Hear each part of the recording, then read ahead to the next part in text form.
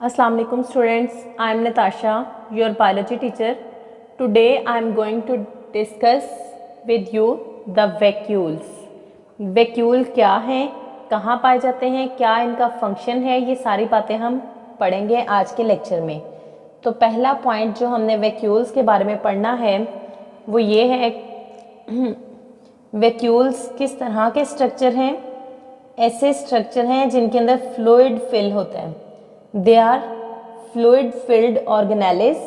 लेकिन कैसी ऑर्गेनेलिस हैं? Fluid filled single membrane bounded organelles. Single membrane bounded organelles यानी मेम्ब्रेन बाउंडेड ऑर्गेनेलिस हैं। तो कहाँ पाई जाएंगी? प्रोकैरियोट्स में। वैक्यूल्स कैसे स्ट्रक्चर्स हैं? Fluid filled single membrane bounded organelles हैं।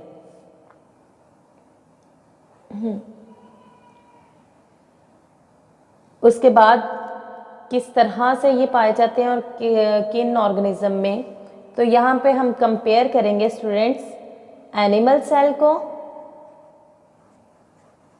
और प्लांट सेल को। तो एनिमल सेल्स में तो जैसे हमने फर्स्ट चैप्टर में पढ़ा था organ and organ system level, तो एनिमल सेल में ऑर्गन सिस्टम लेवल या ऑर्गन लेवल जो है वो कॉम्प्लेक्स है, जबकि प्लांट सेल्स इतने ज़्यादा कॉम्प्लेक्स नहीं हैं।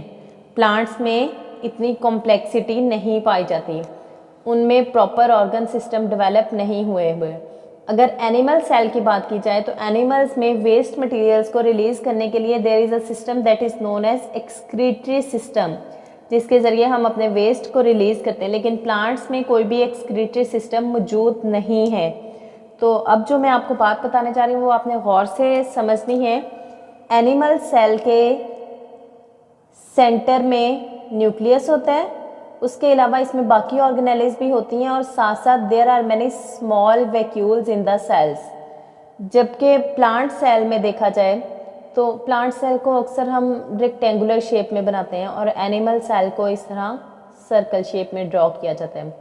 प्लांट सेल जब बनता है यानी जब प्लांट न्यू बोर्न है, छोटा सा प्लांट है, तो उसके सेंटर में न्यूक्लियस होता है और there are many small vacuoles in the cytoplasm. लेकिन जैसे जैसे प्लांट की ग्रोथ होती जाती है और एक प्लांट सेल जो है वो मैच्योर हो जाता है,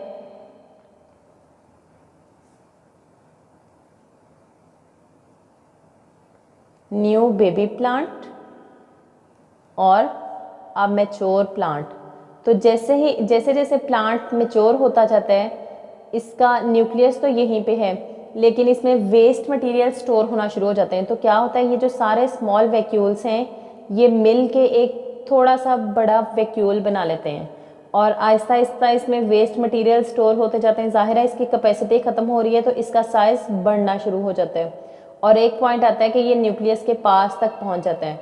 उसके बाद वैक्यूल न्यूक्लियस को पुश करना शुरू हो जाता है और पुश करते करते एक ऐसी स्टेज आ जाती है कि न्यूक्लियस बिल्कुल साइड पे पुश कर दिया जाता है और वैक्यूल सेल की सेंट्रल स्पेस को ले लेता है।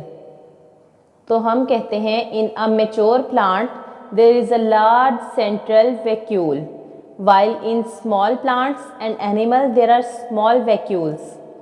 तो यहाँ पे हम लिखेंगे, हमारा जो पॉइंट है जो हमने याद करना है, जनरली बात हो रही है cells have many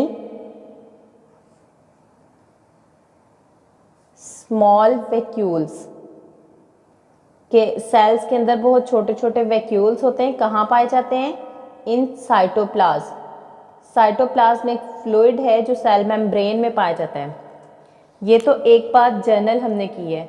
अब प्लांट सेल के बारे में बात होगी। However, when a plant cell mature, क्या है? जब एक प्लांट सेल मैच्योर होता है, when a plant cell matures यानी उसका साइज बड़ा होना शुरू हुआ है, उसमें वेस्ट मटेरियल जमा होना शुरू हो गए हैं, तो तब क्या होगा? It's small vacuoles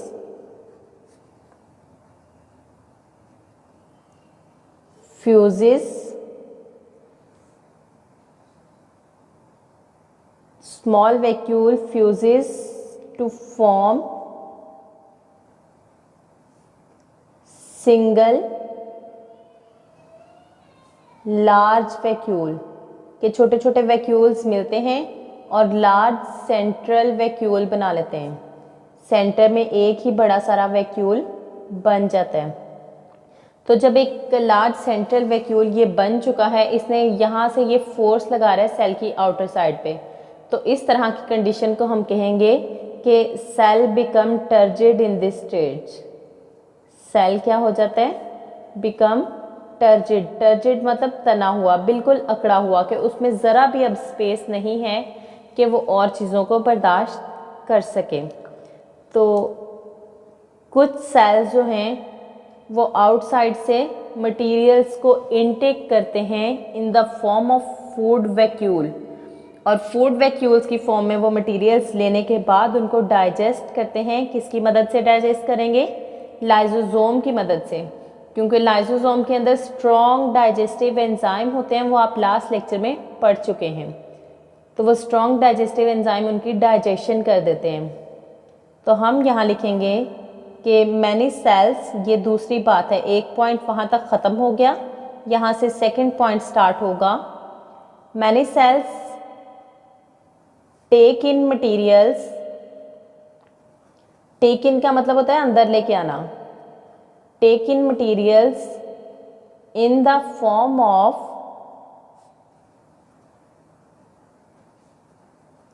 food vacuoles, यानी फूड वैक्यूल की फॉर्म में वो मटेरियल्स को इनटेक करते हैं एंड देन डाइजेस्ट।